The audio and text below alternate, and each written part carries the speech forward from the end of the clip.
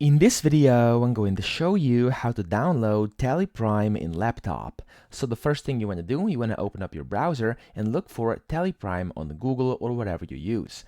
Now in here, the first website should be from telesolutions.com. Just click on the first one, and then this is going to be the website. Here to actually download it, click on download up top right over here.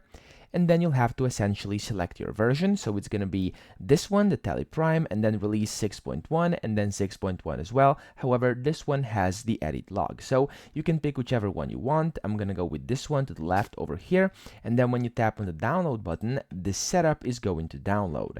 Then you simply want to open this setup up, and then it's going to open up a window which is going to look something like this. There we go.